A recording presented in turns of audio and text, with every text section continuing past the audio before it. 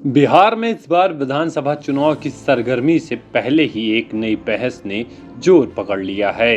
क्या अब वोट देने के लिए पहचान का तरीका बदल गया है? चुनाव आयोग के एक अहम फैसले ने प्रदेश की राजनीति में हलचल मचा दी है और आम नागरिकों की चिंता भी बढ़ा दी है। मतदाता सूची को अपडेट करने के बहाने पहचान के पारंपरिक दस्तावेजों को दरकिनार कर दिया गया है।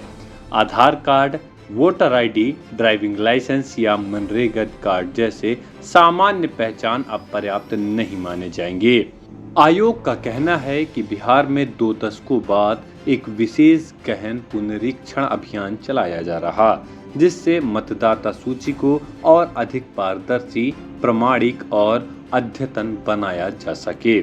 गौरतलब है कि इस साल 7 जनवरी को चुनाव आयोग ने बिहार की मतदाताओं की अंतिम सूची प्रकाशित की थी। इस सूची के अनुसार राज्य में कुल 7,80,22,933 मतदाता दर्ज हैं, जिनमें 4,07,63,352 पुरुष, 3,72,53,477 महिला और 2,104 थर्ड जेंडर मतदाता शामिल हैं। यह आंकड़ा न सिर्फ बिहार की जनसंख्या का प्रतिनिधित्व करता है, बल्कि यह भी दर्शाता है कि किसी भी पहचान संबंधी परिवर्तन का प्रभाव कितने बड़े स्तर पर पड़ सकता है। लेकिन सवाल ये है कि जब पुराने और मान्य दस्तावेज अब स्वीकार नहीं किए जा रहे, तो क्या यह प्रक्रिया वोट देने के अधिकार से वंचित करने का एक नया तरीका बन सकती है?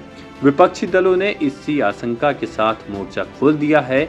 उनका आरोप है कि इस बदलाव से राज्य के लगभग 2 करोड़ मतदाता बाहर हो सकते हैं, खासकर वे जो समिति संसाधनों के कारण नवीन या वैकल्पिक दस्तावेजों की व्यवस्था नहीं कर पाएंगे।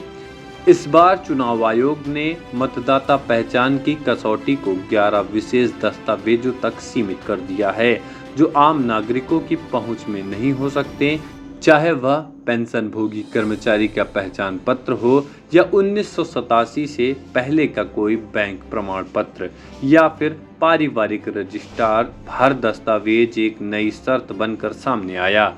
यह निर्णय क्यों और किस लिए लिया गया, इस पर चुनाव आयोग की तरफ से मुख्य चुनाव आयुक्त ज्ञानेश कुमार ने सफाई दी कि यह पहल किसी को बाहर करने के लिए नहीं, बल्कि सभी पात्र नागरिकों को सूची में लाने के लिए की जा रही है।